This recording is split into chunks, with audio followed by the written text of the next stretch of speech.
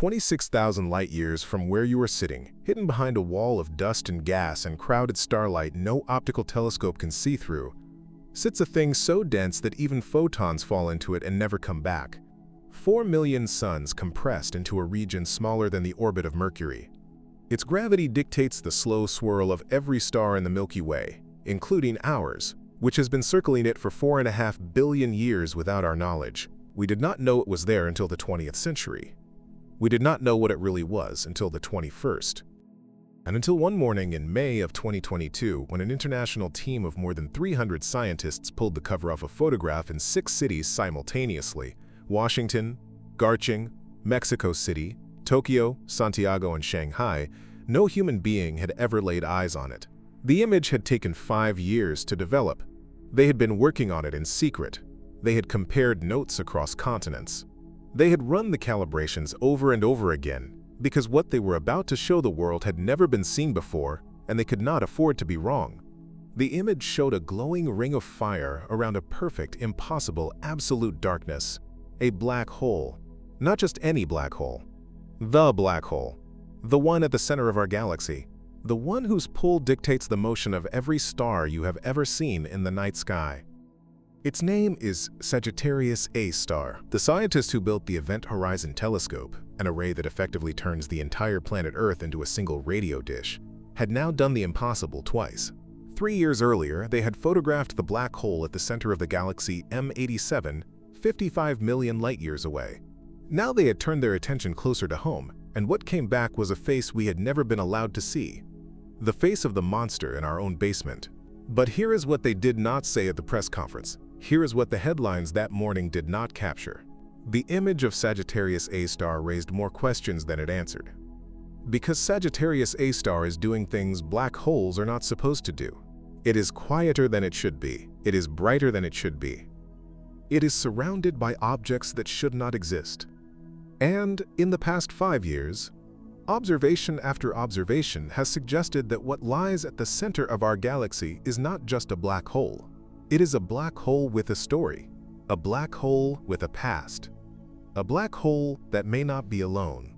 Tonight, we are going to travel to the center of the Milky Way. We are going to walk through the discoveries that have left astronomers visibly shaken in interviews. We are going to look at the stars that race around Sagittarius A star at 4% the speed of light, the mysterious gas clouds that should have been shredded but were not, the flares that erupt for reasons no one can explain, and the recent measurements that suggest something is wrong with our model of the galactic core itself.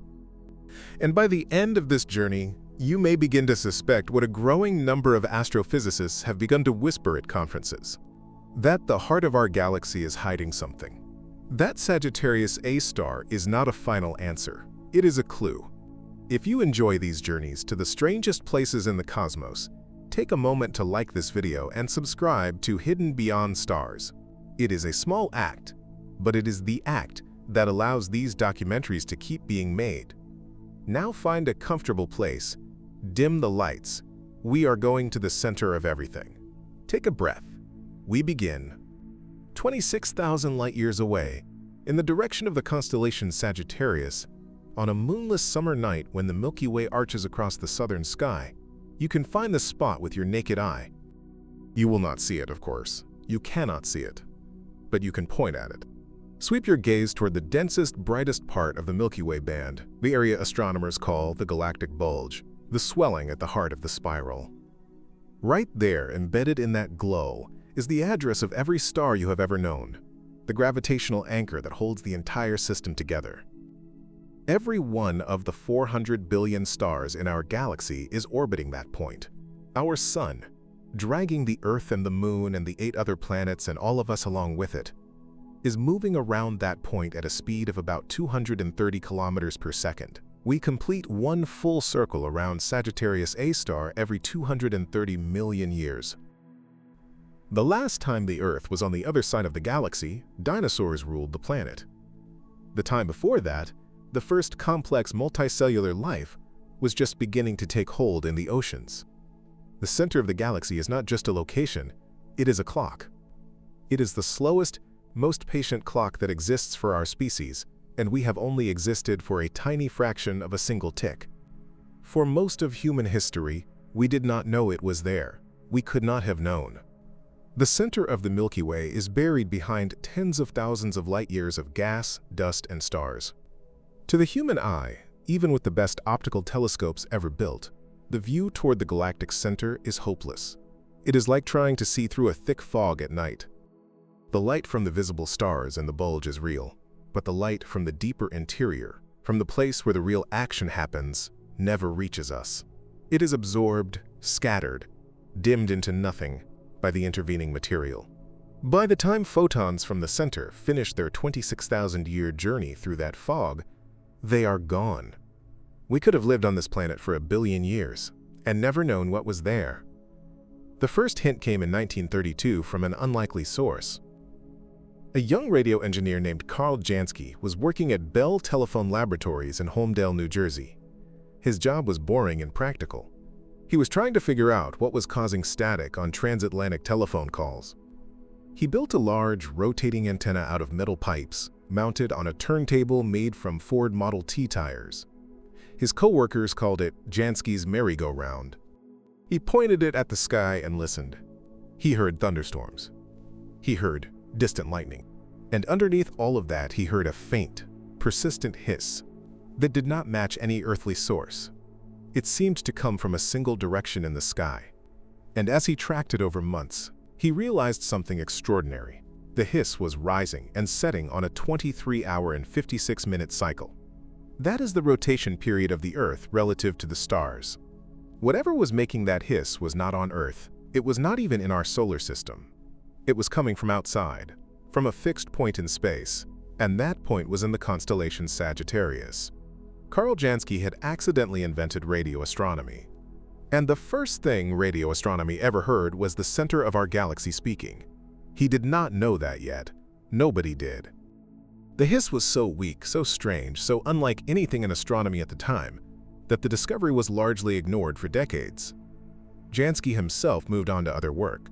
He died young, at age 44. He never lived to see what his hiss really was. It took until 1974 for two radio astronomers, Bruce Balick and Robert Brown, working at the National Radio Astronomy Observatory in Green Bank, West Virginia, to pin down the source.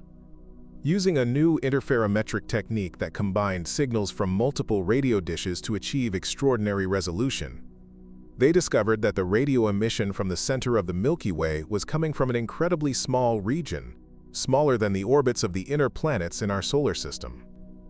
Something tiny, something fierce was sitting at the gravitational center of the galaxy and screaming in radio waves. Brown named it Sagittarius A star, with the star meaning excited in the sense used by atomic physicists, an excited source within the larger radio complex called Sagittarius A. The asterisk stuck. The name stuck, but what it actually was remained mysterious. The leading hypothesis, controversial at the time, was that it might be a supermassive black hole. Black holes were still considered exotic in the 1970s. The mathematical solution had been published by Karl Schwarzschild in 1916, just months after Einstein published the field equations of general relativity. Schwarzschild had been a German soldier fighting on the Russian front during the First World War, and he had derived the solution while in the trenches, while suffering from the autoimmune skin disease that would kill him within the year. The mathematics was clean. The mathematics was beautiful. The mathematics described an object so dense that not even light could escape its gravity. But for 50 years after Schwarzschild's death, most physicists, including Einstein himself, doubted that such objects could actually exist in the real universe. They were treated as mathematical curiosities. The idea that one of them could be sitting at the center of our galaxy, powering a faint radio hiss with the energy of its accretion, was on the wild edge of scientific speculation. To prove it, someone would have to watch the stars.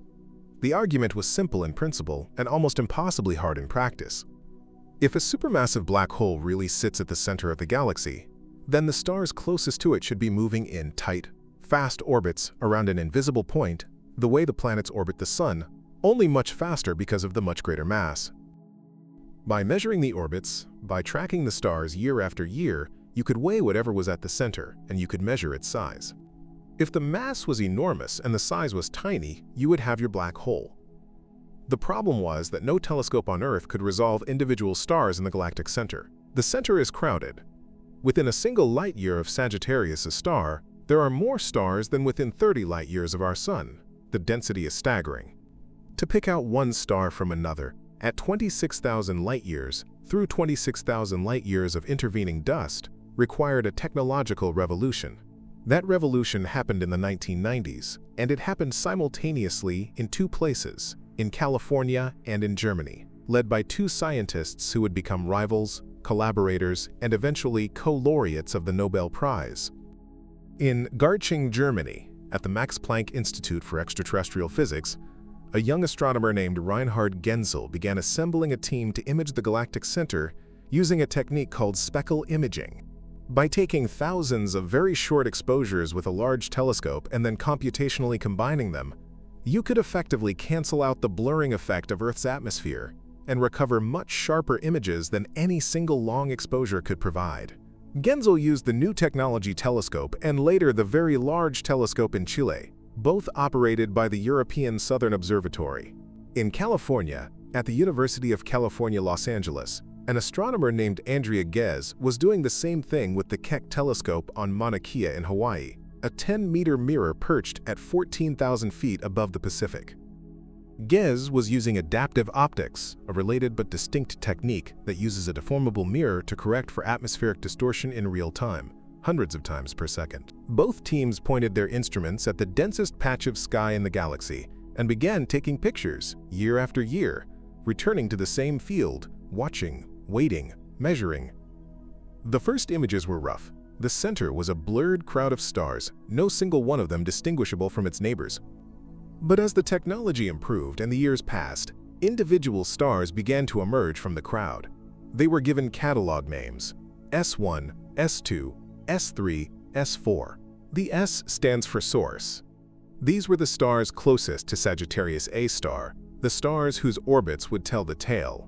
And as the data accumulated, season after season, year after year, the orbits began to take shape. They were not slow. They were not gentle.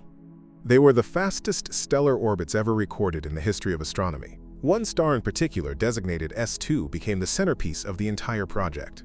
S2 is a young, hot, blue star, roughly 15 times the mass of our Sun. It orbits Sagittarius A star on a highly elongated elliptical path. At its closest approach, called the pericenter, it skims within about 17 light hours of the central object. That is roughly 4 times the distance from Neptune to the Sun, packed around something with the mass of millions of suns. And at that closest approach, S2 is moving at almost 8,000 kilometers per second. That is nearly 3% of the speed of light. A star, an entire star, 15 times the size of the Sun, traveling at 30 million kilometers per hour through space, whipping around an invisible point, completing one orbit every 16 years. By 2002, the Genzel team had tracked S2 through more than half of its orbit. By 2018, both teams had watched S2 swing through its pericenter not once but twice. The data was beyond dispute. Whatever was at the center of the galaxy had a mass of approximately 4 million times the mass of the Sun, and it was confined to a region smaller than our solar system. Nothing in known physics, nothing in any model of stellar matter or compact objects or exotic states of matter can produce that much mass in that small a volume except one thing: a supermassive black hole. In 2020, Reinhard Genzel and Andrea Ghez shared the Nobel Prize in Physics for the discovery. The third laureate that year was Roger Penrose, who decades earlier had proven mathematically that black holes must form inside collapsing stars under the conditions described by general relativity. The Nobel Committee called it a discovery of a supermassive compact object at the center of our galaxy. They were being careful. They were not saying black hole outright in the official citation. They were leaving room, because even with the orbits, even with the mass, even with the size, there were already things about Sagittarius A star that did not quite fit. Here is one of those things. A supermassive black hole that big, 4 million solar masses, sitting at the center of a galaxy as large as the Milky Way should be loud. It should be eating. The center of the galaxy is full of gas and dust and stars, And any black hole worth its name should be pulling that material in, heating it to billions of degrees, and lighting up the sky in X-rays and radio waves with a luminosity that would dwarf the output of millions of stars combined. The black hole at the center of the galaxy M87, the one photographed by the Event Horizon Telescope 3 years before Sagittarius A star, is doing exactly that. It is one of the brightest objects in its galaxy. It pumps out a relativistic jet of plasma 5,000 light-years long, a column of energy bright enough to outshine the rest of the galaxy combined. But Sagittarius A star is quiet. It is not just slightly quieter than expected. It is 100 million times dimmer than a typical actively feeding supermassive black hole of its mass. It produces, at its average luminosity, less light than a single bright star. A 4 million solar mass black hole sitting in the middle of a star nursery of unimaginable density appears to be barely eating at all. Astronomers have a word for this. They call Sagittarius A star a quiescent black hole. But quiescent is just a polite scientific term that means we do not understand why it is so quiet. There is plenty of material around it. There is more than enough gas within the gravitational reach of the central engine to feed it 10,000 times harder than what we observe. Something is preventing the gas from falling in efficiently. Something is keeping the engine throttled almost to silence. And nobody is entirely sure what. There are theories. There are good theories. The leading explanation involves something called radiatively inefficient accretion. In a normal, hungry black hole, the gas that falls in forms a thin, dense accretion disk that radiates away most of its energy as light before the gas crosses the event horizon. But in a starving black hole, and a black hole that is only sipping at a thin trickle of gas, the accretion flow can become thick and puffy and inefficient. Most of the energy is swept up with the gas and carried across the horizon, where it is lost to us forever inside the black hole. Only a small fraction escapes as radiation. This kind of accretion flow is sometimes called an advection-dominated accretion flow, or ADAF for short. The math works. The math, in fact, fits Sagittarius A star reasonably well. But the math cannot answer the deeper question, which is why Sagittarius A star has been so quiet for so long. There is geological evidence written into the gas of our own galaxy that Sagittarius A star was not always this quiet. Just a few hundred years ago, in terms of light travel time, it was substantially more active. And just a few million years ago, an eye blink in galactic time, it was so active that it blew an enormous bubble of glowing gas thousands of light years above and below the plane of the Milky Way. Those bubbles have a name. They are called the Fermi bubbles, named after the Fermi Gamma Ray Space Telescope that discovered them in 2010. And they are perhaps the strangest, largest, most awe-inspiring feature of our galaxy that almost nobody has ever heard of. Imagine looking at the Milky Way from the side, from outside, from far enough away that the entire disk fits in your field of view. You would see the familiar flat pancake of stars, the spiral arms wrapping around the bright central bulge. And then you would see, projecting straight up from the center and straight down from the center, two enormous bubbles of high-energy gas. Each bubble extends about 25,000 light-years from the galactic plane. That is roughly a quarter of the entire diameter of the visible Milky Way. The two bubbles together are larger than the galactic disk. They glow in gamma rays. They glow in X-rays. They are filled with gas moving at speeds approaching 1,000 kilometers per second. Something blew them. Something at the center of the galaxy unleashed an event so vast that it punched two enormous holes in the cosmos above and below the plane of the Milky Way. And the leading suspect is Sagittarius A star itself, going through a brief period of intense feeding, roughly 2.5 to 3 million years ago, releasing energy on a scale that would be unrecognizable compared to its present quiescent state. 2.5 million years ago is recent. It is so recent that our own ancestors, early members of the genus Homo, were already walking upright across the African savanna. The first members of our lineage were beginning to chip stones into tools, while 26,000 light-years above their heads, the heart of our galaxy was screaming. What turns a black hole on and off like that? What feeds it for a few million years and then chokes the supply? We do not know. We have hypotheses involving the gravitational capture and tidal disruption of individual stars, or the inflow of gas from molecular clouds passing too close to the gravitational well. or feedback loops in which the black hole's own emissions blow away its food and then quiet down until the food comes back.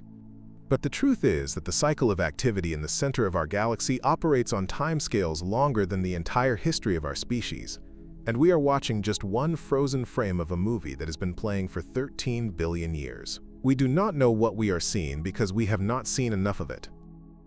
And so when the Event Horizon Telescope finally produced its image of Sagittarius A in 2022, the picture they showed the world was not a picture of a black hole alone. It was a picture of a mystery wrapped in a question. The image showed a ring of bright emission, the photon ring, where light bent around the black hole on its way to us. In the center of that ring was the shadow, the absolute darkness, the region inside which not even light can escape. The geometry of the shadow matched the predictions of general relativity to extraordinary precision. The size of the shadow matched the mass measurement from the S-star orbits. Einstein had been right again, eclipsed only by his own brilliance, in describing an object so extreme that the rules of normal physics break down at its edge. But the image also showed something the simulations had not entirely predicted. 3 bright spots arranged around the ring. Not a smooth donut of light, but a lumpy, asymmetric structure with hotspots. The team published the image with the hotspots clearly visible and noted, in the careful language of scientific papers, that the structure was consistent with several possible models of the accretion flow and that more observation would be needed to disentangle them. In the years since, those hotspots have not gone away, they have moved, they have changed. And they have become one of the deepest puzzles in galactic center astronomy. Because Sagittarius A is not just sitting there at the center of the Milky Way, emitting a steady, gentle glow. It is doing something else entirely. It is flaring. Multiple times a day, every day, the region around the black hole brightens suddenly and dramatically in infrared and X-ray light. Sometimes the flares are small, factor of 2 or 3 increases over baseline. Sometimes they are enormous, factor of 100 or more. They typically last between 30 minutes and a few hours. Then they fade. Then, hours later, another one erupts.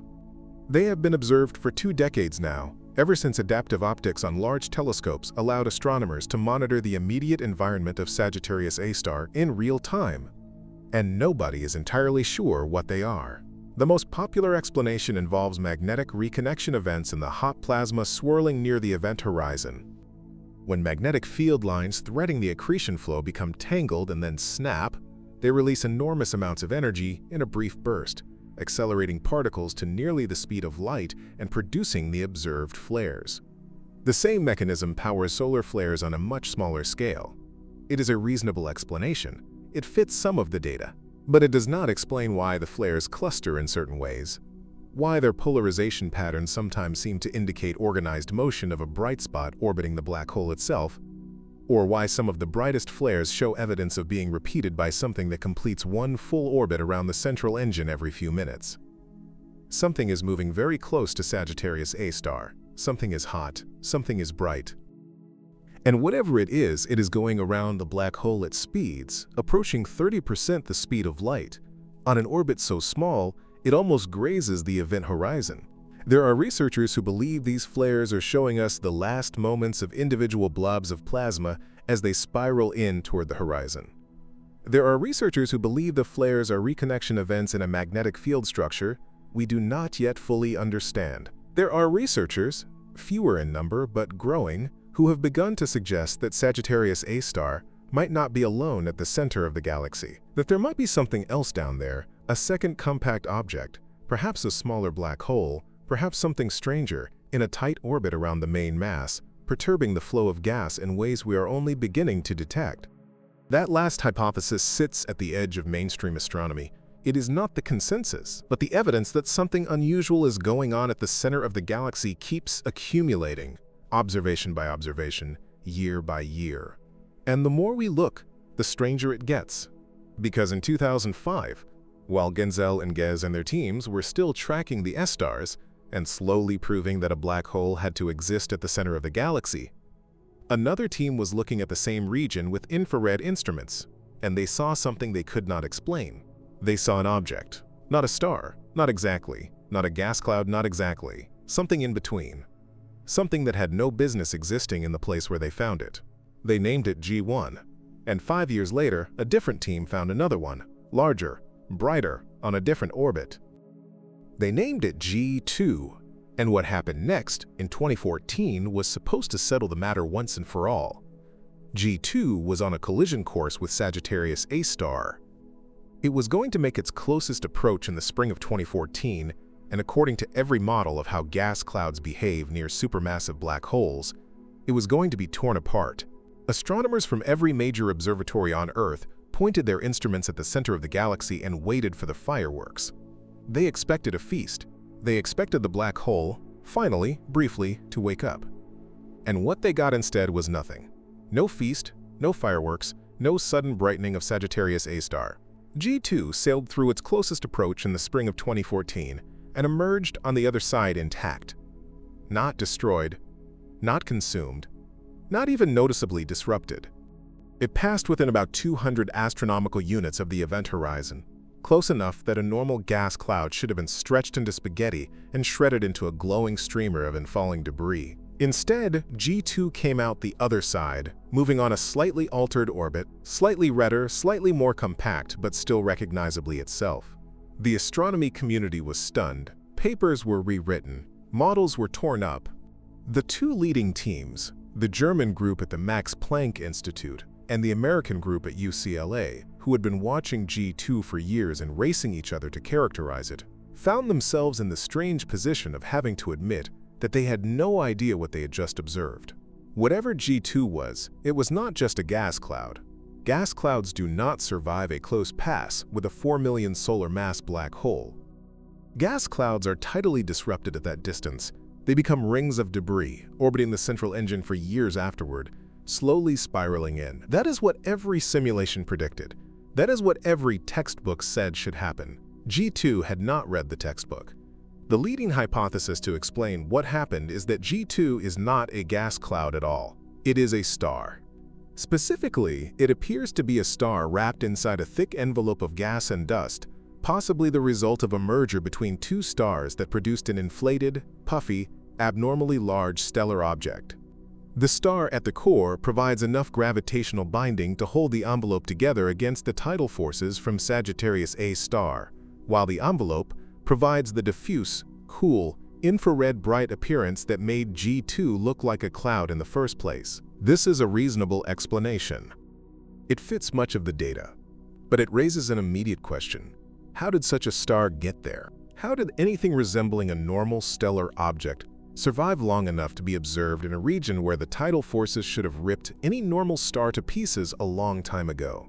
And more pressingly, G2 was not alone. After it survived, astronomers began looking back through their archival data with fresh eyes. They wanted to know if there were other objects like G2 in the galactic center. They found one. They named it G1. Then they found another, G3, then G4, then G5, then G6. By 2020, the catalog of G objects had grown to 6 confirmed members, and the trend has continued since. Some of them are on orbits very similar to G2, suggesting they may share a common origin. Some of them are on different orbits entirely, suggesting that whatever process makes G objects is operating throughout the central region of the galaxy and producing them in a sustained way over time. The leading theoretical interpretation is that G objects are the merger products of binary stars. The center of the galaxy is so dense, the stellar interactions so frequent, that close binary star systems can be driven by gravitational perturbations from their neighbors to enspiral and merge. The merger of two stars produces a single, larger, hotter, more luminous object, often surrounded by a thick envelope of expelled material from the merger event. That envelope can persist for hundreds of thousands of years, glowing in the infrared, while the merged star inside burns through its hydrogen on a compressed timetable. If this picture is correct, the G objects are the visible signatures of stellar collisions happening in slow motion at the center of our galaxy. They are funeral processions for binary stars. They are slow-motion mergers caught mid-act. And by counting them, by measuring their orbits and their rate of appearance, astronomers can begin to estimate how often stars in the galactic center are colliding. The number is unsettling. It suggests that stellar collisions and near misses happen on timescales of millions of years in the immediate vicinity of Sagittarius A star, far more often than anywhere else in the galaxy. The center of the Milky Way is a violent neighborhood. It is a place where the most powerful gravitational tides anywhere in our galaxy are constantly stirring the local stellar population, throwing stars into each other, driving binaries to merger, and producing strange hybrid objects unlike anything we see anywhere else. But the violence does not stop with the G objects. There is a separate puzzle that has been gnawing at galactic center astronomers for almost 25 years, and it concerns the very stars that allowed us to weigh Sagittarius A star in the first place, the S stars. Specifically S2 and its companions. They should not exist. Or rather, they should not exist in the orbits we find them in. The S stars are young. They are blue. They are massive.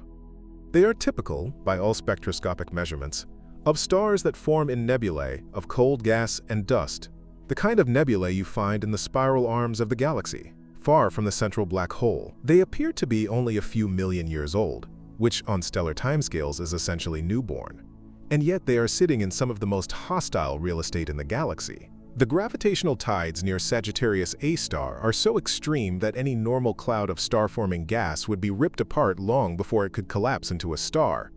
A diffuse cloud, the kind that produces stars elsewhere in the galaxy, simply cannot survive the tidal stress. It would be stretched, sheared, dispersed. And yet here are these young, massive blue stars, dozens of them, orbiting closer to the central black hole than anything else in the galaxy. They look young. They look fresh. They look like they were just born. But they cannot have been born where they are. So how did they get there? This puzzle has a name. It is called the paradox of youth, and it has been frustrating astronomers since the early 2000s. There are competing hypotheses, none of them entirely satisfactory.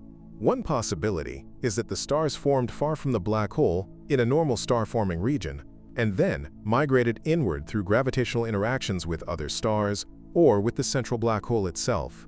The problem is that there has not been enough time. The S stars are too young, only a few million years old, and the migration process is too slow. They cannot have traveled the necessary distance in the time available. Another possibility is that they formed in place under extraordinary conditions. Perhaps a particularly dense, cold, gravitationally bound molecular cloud passed close to the black hole and was compressed by the tidal forces rather than disrupted, triggering an unusual mode of star formation that produced the S stars in a brief, intense burst. This is more plausible. There is some evidence that something like it may have happened. A few million years ago, a roughly circular ring of young stars formed in the central parsec of the galaxy, and some of these stars are in similar orbital orientations to a subset of the S stars. But the closest of the S stars, the ones orbiting nearest to Sagittarius A star, are not in this ring. They are scattered, they are isolated. They look like individual orphans rather than members of a coherent population. A third possibility is that the S stars are not what they appear to be. That they are themselves the products of stellar mergers, like the G objects, and that the merger process has the side effect of rejuvenating the merged star and making it appear younger than it actually is. Recent simulations have shown that this is at least theoretically plausible. When two old, low-mass stars merge in a dense stellar environment, the resulting hybrid can have the spectroscopic signature of a young, hot, blue star, even though the constituent material is billions of years old. This is sometimes called a blue straggler in other contexts, a term originally coined for unusual stars found in old globular clusters. If the S stars are blue stragglers, the products of mergers driven by the dense stellar environment of the galactic center, then the paradox of youth is resolved. They are not actually young. They just look young. They are old stars wearing the costume of youth, produced by collisions that should never happen in normal galactic neighborhoods, but happen all the time at the center of the Milky Way. This interpretation has been gaining traction in recent years. It connects the puzzle of the S stars to the puzzle of the G objects in a satisfying way. It suggests that the center of our galaxy is, in effect, a stellar processing plant, a region where binaries are driven to merger, where exotic stellar objects are produced in unusual modes, where the population looks young because it is constantly being refreshed by collisions. The center of the galaxy may not be old. It may be ancient and continuously reborn, like a forest that is constantly burning and regrowing, with the visible population always representing the youngest layer in a vast hidden history of destruction. If this picture is correct, it changes how we think about the long-term environment around supermassive black holes. The central regions of galaxies are not just gravitational anchors. They are factories. They are producing strange objects that exist nowhere else in the universe. And we are only just beginning to identify them. But here is where the story takes its most disturbing turn, because in 2020 and 2024, two remarkable observations were published that suggest something about Sagittarius. A star may be even stranger than the activity in its immediate environment. The observations concern the orbit of S2 itself, the star whose motion provided the original proof that a supermassive black hole sits at the center of our galaxy. By 2020, the Gravity Collaboration, an international team using a sensitive interferometric instrument at the Very Large Telescope in Chile, had tracked S2 with such extraordinary precision that they could detect tiny deviations from a pure Keplerian orbit. The orbit of a planet around a star, in pure Newtonian gravity, is a closed ellipse that repeats itself exactly over and over again.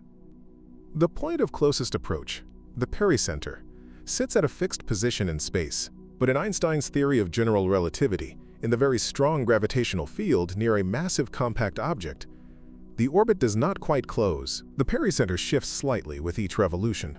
The whole orbit slowly rotates around the central mass. This effect is called pericenter precession, and Einstein himself used it in 1915 to explain a long-standing anomaly in the orbit of Mercury around the Sun. The amount of precession Einstein predicted for Mercury, just 43 arcseconds per century, matched the observed value exactly. It was one of the original triumphs of general relativity. Now, more than a century later, the gravity team had measured the same effect in the orbit of S2 around Sagittarius A star. The precession was much larger than Mercury's, because the gravitational field near the supermassive black hole is much stronger. They measured a rate of approximately 12 arc-minutes per orbit. Einstein's general relativity predicted exactly the same value. Once again, after a century, the theory held. Once again, the prediction came in correct. Sagittarius A star is, by every test we have applied, a Kerr black hole, the mathematical solution to Einstein's equations for a rotating black hole, behaving exactly as the theory says it should. And yet, there is a residual. There is always a residual. The orbit of S2, even after subtracting the predicted precession from general relativity, shows tiny additional deviations. They are small. They are subtle. They sit at the edge of what current instruments can measure. But they are there, and they have started to attract the attention of theorists, who are asking whether the deviations might be telling us something we did not expect. The most conservative explanation is that the deviations are caused by extended mass surrounding Sagittarius A star. Not a second compact object, but a diffuse cloud of stars and stellar remnants and possibly dark matter, filling the region inside S2's orbit and adding a small additional gravitational pull. This is plausible. The center of the galaxy is dense. There are tens of thousands of stars and stellar remnants within S2's orbit, and they collectively have a mass of perhaps several thousand solar masses, enough to perturb S2's motion at the level we are now able to measure. This explanation does not require new physics. It just requires that we understand the gas, stars, and dark matter distribution around Sagittarius A star better than we currently do. But there is a more provocative alternative. The deviations might be caused by a second compact object, a second black hole, an intermediate mass black hole, perhaps 1,000 solar masses, perhaps a few thousand, orbiting Sagittarius A star at a distance smaller than S2's orbit but larger than the immediate accretion zone. If such an object existed, it would gravitationally perturb S2's motion in ways that look very similar to what we are starting to detect. It would also explain certain features of the flaring activity, certain asymmetries in the gas flow, and possibly even the unusual scattering of stars in the central region. There is no direct evidence yet that a second black hole exists at the center of our galaxy. The current measurements are consistent with both explanations, the diffuse mass distribution and the second compact object. But the second explanation has not been ruled out. And as instruments improve over the next decade, we should be able to tell the difference. If a second black hole is there, hiding in the gravitational shadow of Sagittarius A star, we will find it. The implications would be profound. A second intermediate mass black hole at the center of the galaxy would mean that Sagittarius A star is not a stable, isolated object. It would mean that the central engine of the Milky Way is a binary system in the process of spiraling toward eventual merger. It would mean that somewhere in the future, on a time scale of millions or billions of years, the two black holes will spiral together and merge, releasing a burst of gravitational waves so powerful that they would be detectable from anywhere in the observable universe. And it would mean that our galaxy has, in its relatively recent past, swallowed something. Because the most plausible way to get a second black hole at the center of the Milky Way is to have it brought there by an infalling dwarf galaxy that merged with the Milky Way and deposited its central black hole into our gravitational well. We know that our galaxy has had such mergers. We see the gravitational ripples and the tidal streams of past collisions in the halo around us. The most famous of these is the Sagittarius dwarf galaxy, which is currently being shredded by our galaxy and has left long streams of stars wrapping around the Milky Way. If the Sagittarius dwarf or some earlier merger remnant brought along its own central black hole, that black hole could still be in there, slowly spiraling inward, waiting to be discovered. There is one more recent observation I want to discuss before we go deeper, and it concerns the magnetic field around Sagittarius A star.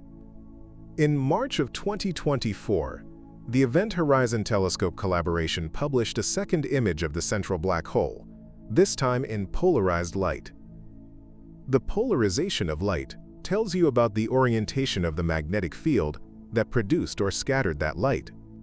By measuring the polarization patterns in the bright ring around the black hole, the team could map the structure of the magnetic field threading the accretion flow at the very edge of the event horizon. What they found was a strongly ordered, helical, large-scale magnetic field. Not a chaotic mess, not a random tangle.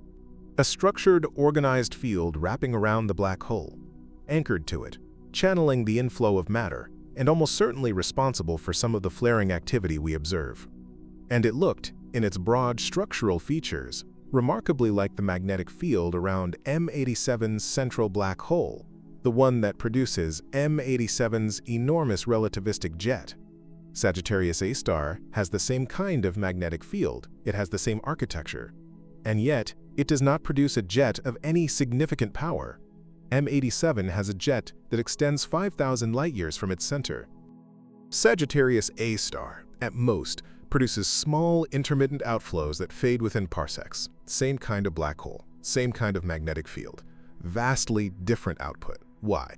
The leading explanation, again, is that the difference comes from the rate of accretion. M87's black hole is being fed thousands of times more aggressively than Sagittarius A star, and the rate of inflow is what drives the magnetic field to launch a powerful jet. Sagittarius A star simply does not have enough material flowing into it to spin up a jet. The magnetic field is there, the structure is there, but the engine is idling. The fuel line is almost dry. If we could find a way to dump a large quantity of gas onto Sagittarius A star, even momentarily it would light up. It would produce a jet. It would, for a brief period, become one of the brightest objects in our sky. We have, in fact, evidence that this exact scenario has happened multiple times in the past. The Fermi bubbles, those enormous gamma-ray structures above and below the galactic plane, are the fossilized record of just such an event. Something fell into Sagittarius A star a few million years ago. Probably a massive molecular cloud, possibly a single massive star, possibly a small dwarf galaxy. Whatever it was, it dumped enough material onto the central black hole to wake it up briefly, drive it into a high luminosity feeding state, and produce an outflow so powerful that it inflated bubbles tens of thousands of light-years across in the galactic atmosphere. The bubbles are still glowing. The shockwaves from that ancient event are still propagating outward through the gas of our galaxy. We are, in a very real sense, living inside the slowly fading echo of the last time the heart of our galaxy roared. And it will roar again. The center of the Milky Way is not stable. It is not a fixed feature. It is a dynamic, evolving system, with cycles of feeding and starvation, of activity and quiescence, of inflows and outflows that play out on timescales we are only beginning to map. Sometime in the next few million to few hundred million years, Sagittarius A star will eat again. The trigger will be something passing too close. It might be a stellar binary that gets gravitationally disrupted and spills its components into the central accretion zone. It might be a gas cloud falling in from the surrounding circumnuclear disk. It might be a wandering star whose orbit gets perturbed by a chance encounter.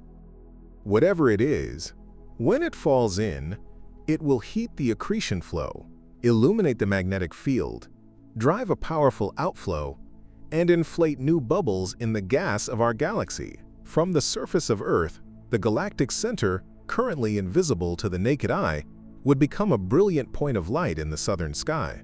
It would be brighter than any star, possibly brighter than the full moon. It would last for thousands of years before fading back into quiescence. We will not be the ones to see it. By the time it happens, our species may not even exist in recognizable form.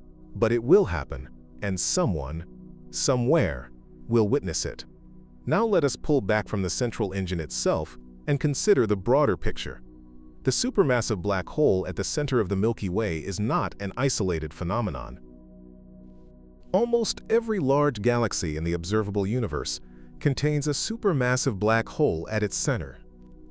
The mass of the central black hole is correlated with properties of the galaxy as a whole, particularly the mass of the central bulge. This correlation, called the M-sigma relation, was discovered in the early 2000s by independent teams led by John Gregorian and Carl Gebhardt and others.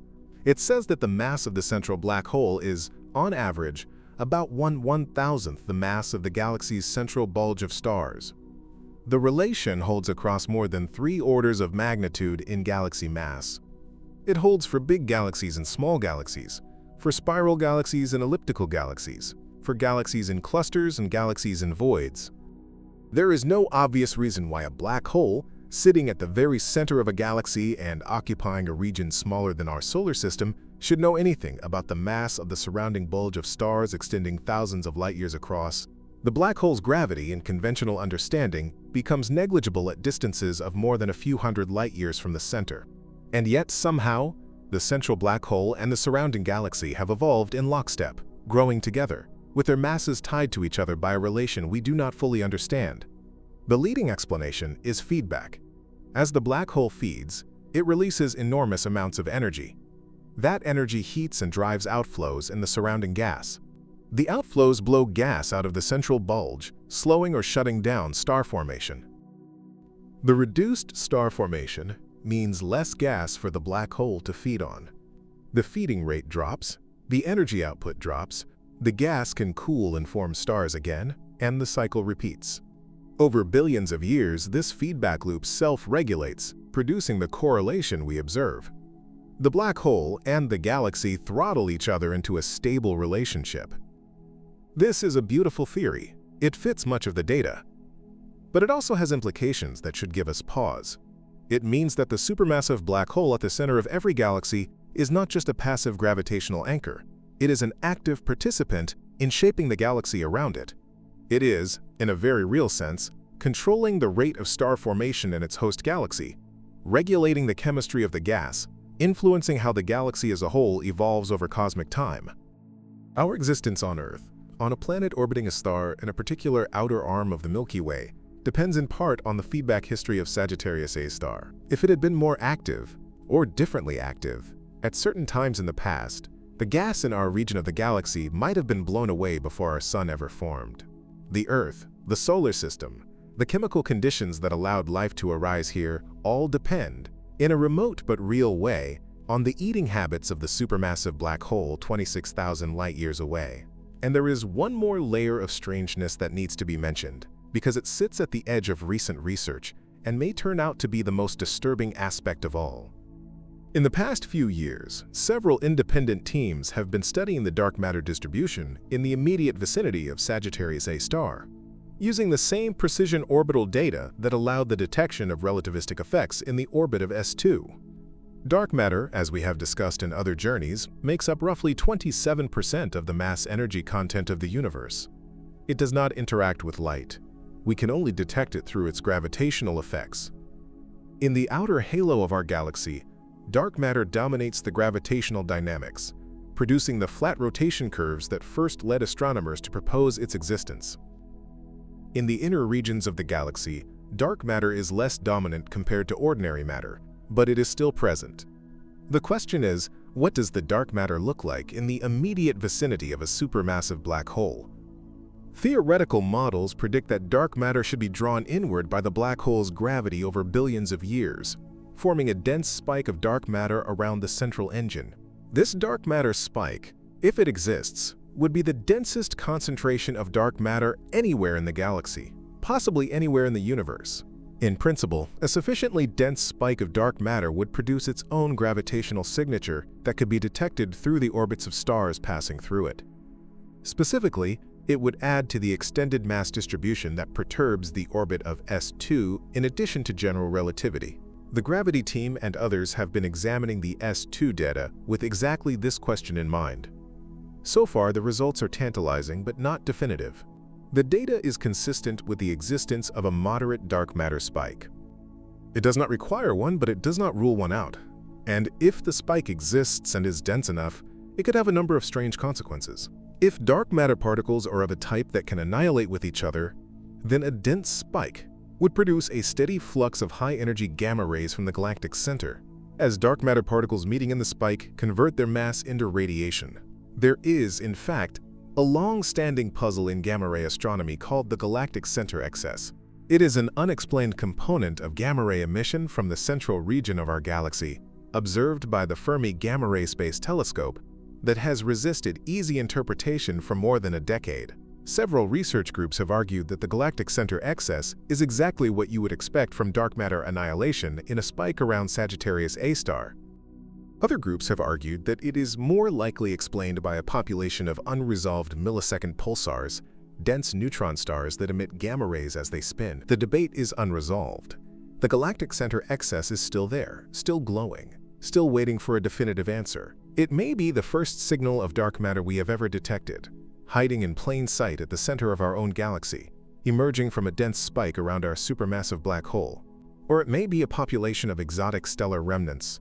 We do not yet know, but the possibility that the center of the Milky Way is producing a faint but detectable signal of dark matter physics is one of the most exciting unresolved questions in modern astronomy. And the strangeness does not stop there. In recent years, observations of the gas dynamics near Sagittarius A star have revealed something else that nobody had quite predicted. The accretion flow appears to be tilted. The plane in which gas is spiraling into the black hole is not aligned with the plane of the Milky Way's disk. It is tilted at a significant angle, possibly by tens of degrees. This is strange because in the simplest picture, gas falling onto a central black hole should arrive in a flow that more or less aligns with the larger galactic disk that surrounds it. The gas comes from the disk. It should fall in with the same general orientation as the disk. The fact that the accretion flow at the center of the Milky Way is tilted suggests that the immediate fuel supply of Sagittarius A star is not coming from the surrounding galactic disk in any straightforward way. It is coming from somewhere else, from a different population of stars and gas with a different rotational history. The leading interpretation is that the gas currently falling into Sagittarius A star was deposited there by a relatively recent event, perhaps a stellar disruption, perhaps the digestion of a passing cloud, perhaps the stellar winds from a particular subgroup of the young stars in the central ring. Whatever the source, the misalignment tells us that the accretion is not a smooth, continuous process tied to the rest of the galaxy. It is episodic, lumpy, driven by discrete events that come and go. And those discrete events leave traces. In 2019 and 2020, a series of observations revealed that Sagittarius A star had brightened dramatically in the infrared, more than 75 times its usual baseline level, in flares that exceeded anything previously recorded. Astronomers asked what had happened. There were several candidate explanations. One of the most striking was that G2, the strange star-cloud hybrid that had survived its close pass in 2014, might have left a stream of material behind that was only now reaching the central engine and feeding it. Another was that S02, an S-star that had passed close to the black hole in 2018, might have stirred up the local gas environment and triggered a delayed accretion event. A third was that something we had not yet identified, something below our detection threshold, had passed close to the black hole and donated a piece of itself to the central feast. The truth is that we do not know. We watch, we collect data, we try to fit the patterns. But the central engine of our galaxy is doing things on its own schedule, and we are watching with instruments that have only been sensitive enough for this kind of monitoring for about 2 decades. We are in the position of a doctor watching a patient who has been alive for 13 billion years, with 20 years of observations, trying to construct a complete picture of their physiology. The patient is going to surprise us. The patient is going to do things on timescales we have not yet sampled. And every year, the surprises arrive. In 2025, a new generation of analysis tools applied to the EHT data revealed that the bright spot pattern around Sagittarius A star is changing on timescales as short as minutes. The pattern of brightness around the ring is not static, it rotates, it rearranges itself. And the rate of rearrangement matches what you would expect if individual hotspots are orbiting the black hole at relativistic speeds, completing one full revolution in less time than it takes to drink a cup of coffee. We are watching individual blobs of plasma circle a 4 million solar mass black hole in real time, traveling at significant fractions of the speed of light, glowing as they orbit, fading as they cross our line of sight, brightening as they swing back into view. This is the most extreme environment ever directly imaged by human instruments. It is the closest we have ever come to peering across an event horizon. And the picture keeps getting weirder the longer we look at it. There is one more observation that deserves attention before we move on, because it concerns not the black hole itself, but the population of compact objects surrounding it. In recent years, deep X-ray and radio surveys of the galactic center have revealed an unexpectedly large population of stellar mass black holes and neutron stars within just a few light-years of Sagittarius A star. The number is higher than predicted by standard models. There appear to be hundreds, possibly thousands, of stellar mass black holes packed into the central few parsecs of the galaxy, far more than the surrounding stellar population would suggest. The leading explanation is gravitational segregation. Over billions of years, the most massive objects in a stellar system, the black holes and neutron stars, sink toward the gravitational center through a process called dynamical friction. They lose energy through gravitational interactions with lighter stars and gradually spiral inward. After enough time, the central region of a galaxy with a long history of star formation should be enriched with compact remnants. The Milky Way's center has had 13 billion years for this process to work, and the result is a hidden cloud of stellar mass black holes orbiting Sagittarius A's star, invisible except when one of them happens to be feeding on a companion star and showing up as an X-ray binary. This cloud is dangerous. It is dangerous in the sense that it contains many potential future events that could disturb the central engine. Any one of those stellar mass black holes could, through chance interaction with another object, be flung onto a trajectory that brings it close to Sagittarius A star. If such a black hole spirals into the central engine, the resulting gravitational wave event would be one of the most powerful sources of gravitational radiation in our galaxy's recent history. We would detect it from anywhere in the local universe. It would also disturb the accretion flow and trigger a new episode of activity in the central black hole. The center of our galaxy is, in this sense, gravitationally loaded. It is a powder keg of stellar mass remnants, and the spark, whenever it comes, will reshape what we see when we look toward the center of the Milky Way. We do not know when it will come. We do not know how often it has happened in the past. But the population is there, the remnants are there. The next event is buried somewhere in the catalog of objects we have not yet identified, orbiting in the darkness, waiting for the gravitational dance that will bring it home. Astronomers have been searching that catalog for years, looking for the hidden signatures of compact objects orbiting Sagittarius A star, and one of the most productive lines of search has involved a phenomenon called tidal disruption events. A tidal disruption event happens when a star wanders too close to a supermassive black hole and gets ripped apart by the difference in gravitational pull between the side of the star nearest the black hole and the side farthest from it. The star, in its final moments, is stretched into a long, thin filament of plasma. Half of the disrupted material is flung outward and lost. The other half is captured by the black hole and forms a temporary, hot, brilliantly luminous accretion disk that can shine for months or years before fading. From across the universe, these events are detectable as sudden, dramatic brightenings of otherwise quiet galactic centers. Astronomers have cataloged dozens of them over the past 2 decades. They are spectacular, they are violent. They are exactly the kind of feeding events that should briefly wake up quiescent supermassive black holes. And there is now evidence that the gas in the immediate vicinity of Sagittarius A star is, in fact, the lingering remnant of a tidal disruption event that happened only a few hundred years ago. The chemical composition of the gas, the geometry of its distribution, the rotational pattern it follows, all suggest that something fell in. Something was destroyed. The black hole at the center of our galaxy may have eaten a star within the lifetime of recorded human history, and the light from that meal, distorted by 26,000 light-years of distance and the slow rotation of the galaxy, is only now beginning to clarify in our most sensitive measurements. Imagine that.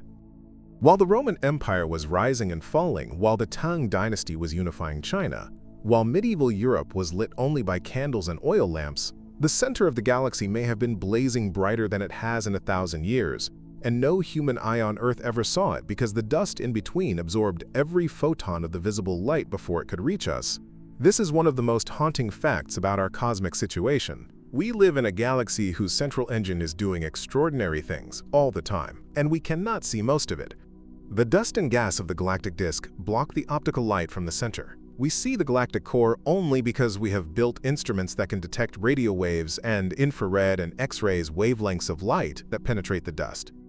If our species had developed a different sensory apparatus, if our eyes had been built for infrared instead of visible light, the center of our galaxy would have been the brightest thing in our sky from the moment our ancestors looked up. We would have known about Sagittarius A star and the violence at the heart of the galaxy without needing to invent telescopes. Our entire cultural relationship with the cosmos would have been different. Instead, we were born blind to the most important feature of our home. We had to invent our way into seeing it. And what we have seen, in the brief few decades since we acquired the ability to see it, has already changed our understanding of what galaxies are, what they do, and where we fit inside them. The central region around Sagittarius A star contains another feature that demands attention because it is one of the strangest stellar populations in the known universe. In the inner few light-years of the galaxy surrounding the black hole sits a structure called the central molecular zone, and within it are 2 of the most extraordinary star clusters that have ever been catalogued. They are called the Arches cluster and the Quintuplet cluster. They are young, massive, and dense beyond anything found anywhere else in the galaxy. The Arches cluster contains about 150,000 stars packed into a region less than a light-year across.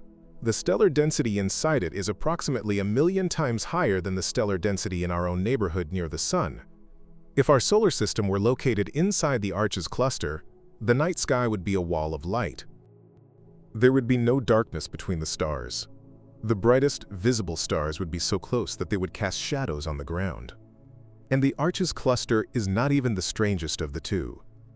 The Quintuplet cluster, slightly older and slightly farther from the black hole, contains some of the most massive and luminous stars known in our galaxy, including the Pistol star, a hypergiant that may have been 150 times the mass of the Sun and over 10 million times more luminous before it began to shed its outer layers. The Pistol star is dying. Its outer envelope is being expelled at a rate that would consume the mass of our Sun in a few thousand years. It is one of the most luminous stars ever discovered, and it sits within 30 light-years of Sagittarius A star, in an environment so hostile that, by all conventional theories, it should not have been able to form at all. And yet there it is. There they all are. The Arches cluster, the Quintuplet cluster, the central ring of young stars, the scattered S-stars, the G-objects, all of them existing in defiance of what we thought we knew about star formation in extreme environments. The center of our galaxy is not just a black hole, it is a stellar workshop running a process we do not yet understand. It is producing massive stars at rates, and in places that should be impossible. And those stars are dying violently, enriching the surrounding gas with heavy elements, driving stellar winds that shape the environment around Sagittarius A star itself, and possibly even providing some of the fuel that feeds the central black hole over long timescales. In 2021, a team using the High-Energy Stereoscopic System Telescope Array in Namibia, designed to detect very high-energy gamma rays, announced that they had identified the galactic center as the source of cosmic rays at the highest energies ever associated with a specific astrophysical source in the Milky Way.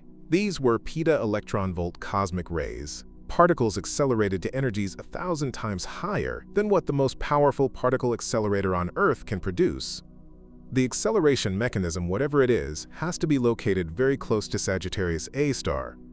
The center of our galaxy is acting as what astronomers call a pevotron, a natural particle accelerator producing cosmic rays at energies we cannot reproduce with any human technology.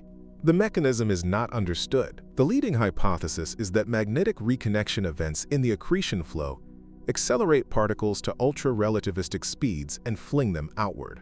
Another hypothesis is that the shock waves from the recent feeding episode that produced the Fermi bubbles are still actively accelerating particles in the surrounding gas. Whatever the mechanism, the center of our galaxy is a particle accelerator more powerful than anything humans have ever built, sitting in the middle of our home cosmic neighborhood, producing radiation that occasionally arrives at Earth and is detected by sensitive instruments. Some of the highest energy particles in our solar system, the ones that strike the upper atmosphere and produce showers of secondary particles, may have been accelerated in the magnetic chaos around Sagittarius A star. They are postcards from the central engine. They are signals from the place we cannot directly visit. Beyond the pevotron observation, there is another structure in the immediate vicinity of Sagittarius A star that has puzzled astronomers for decades. It is called Sagittarius A East, and it is the leftover shell of what was once a stellar explosion. Specifically, it appears to be the remnant of a supernova that detonated within the central region of the galaxy somewhere between 10,000 and 100,000 years ago. The explosion was extraordinary.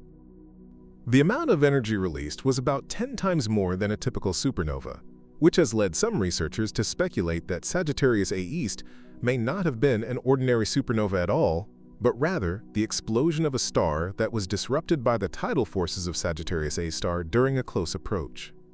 A tidally disrupted star, plunged into the immediate environment of the black hole at high velocity, could in principle detonate in a hybrid event that combines elements of a normal supernova with the energy release of an accretion event. The remnant of that explosion is still expanding outward through the dense gas of the central region, still glowing faintly in radio waves, still distorting the magnetic field of the central parsec. It is another fossilized record of something violent that happened in our galactic core in the relatively recent past that we are only now able to interpret. Our ancestors were already walking the Earth when it happened. They probably looked up at the same night sky we look up at now and saw nothing unusual, because the explosion was buried behind the dust. But it was happening. The center of the galaxy was lighting up, just as it had done before, just as it would do again. Let us return now to the question that hangs over everything we have discussed. What exactly is Sagittarius A star? We have called it a black hole. The Nobel Prize Committee, in their careful language, called it a supermassive compact object. The mathematics of general relativity says it should be a Kerr black hole, a rotating mass concentrated below an event horizon, with all the properties that follow from that description. Every test we have applied so far is consistent with this interpretation. The image from the Event Horizon Telescope shows exactly the shadow that a Kerr black hole of the appropriate mass should produce. The orbit of S2 shows exactly the relativistic precession that general relativity predicts. The motion of the bright spots around the ring is consistent with material orbiting at the innermost stable circular orbit of a rotating black hole. By every measurement, Sagittarius A star is a black hole. But here is where the conversation gets philosophically uncomfortable. The interior of a black hole is forever inaccessible to us. We cannot see inside the event horizon. We can only ever observe the boundary, the edge, the shadow. Whatever is inside, if anything is inside in the conventional sense, is causally disconnected from our universe. No signal can come out, no information can escape. So when we say that Sagittarius A star is a black hole, what we really mean is that the object behaves exactly like the surface of a black hole would behave, that it has the gravity of a black hole, the silhouette of a black hole, the dynamic effects of a black hole. We are inferring its identity from its boundary properties. We are not measuring it directly. And in the gap between what we can observe and what we can know, there is room for alternative interpretations that physicists have not entirely ruled out. There are proposals for objects called gravastars, hypothetical compact configurations that mimic the external appearance of a black hole but have no true event horizon and no singularity inside. There are proposals for boson stars, dense concentrations of certain types of hypothetical particles that could imitate the gravitational signature of black holes. There are even more exotic proposals involving quantum effects at the would-be horizon that produce small but potentially detectable deviations from the predictions of pure general relativity. None of these alternatives is currently favored. The simplest explanation remains that Sagittarius A star is a Kerr black hole exactly as Einstein's theory describes. But the alternatives have not been definitively excluded, and over the next decade, as our instruments improve and our images of the central engine sharpen, we may be able to distinguish a true black hole from an exotic mimicker. The answer to what sits at the center of our galaxy may still hold surprises. There is one specific measurement that has been particularly informative in this regard, and it is the spin of Sagittarius A star. Black holes are characterized by just two numbers in the simplest case, their mass and their spin. The mass of our central black hole has been pinned down with extraordinary precision through the S-star orbits. The spin has been more elusive. Spin is harder to measure because it affects only certain features of the geometry near the event horizon, and you need very high-resolution observations of those features to extract it. But in 2024 and 2025, several independent analyses of the Event Horizon Telescope data, combined with X-ray timing observations of bright flares, began to converge on a value. Sagittarius A star appears to be spinning. Not maximally, not at the theoretical limit, but at a substantial fraction of that limit. The current best estimates place the dimensionless spin parameter, a number between 0 for a non-rotating black hole and 1 for a maximally rotating black hole, somewhere between 0.5 and 0.9. The exact value remains uncertain, but the conclusion is robust. Our central black hole is rotating. And the rotation matters, because the spin energy of a black hole is a vast reservoir of available energy that can be extracted by appropriately structured magnetic fields. This is the mechanism that powers relativistic jets in actively feeding black holes. It is also the mechanism that, in the past, may have powered the great outflow event that produced the Fermi bubbles. The spin axis of Sagittarius A star, projected onto the sky, appears to be tilted relative to the rotation axis of the Milky Way's disk. This is one more piece of evidence that the central black hole is not simply a passive cog in the wheel of our galaxy. It has its own history. Its spin axis points somewhere, and that somewhere is not aligned with the rest of the galactic system. The black hole at the center of our galaxy has, in effect, its own private memory of how it grew and what fed it over billions of years, encoded in the orientation of its spin. And that orientation does not match the larger galaxy.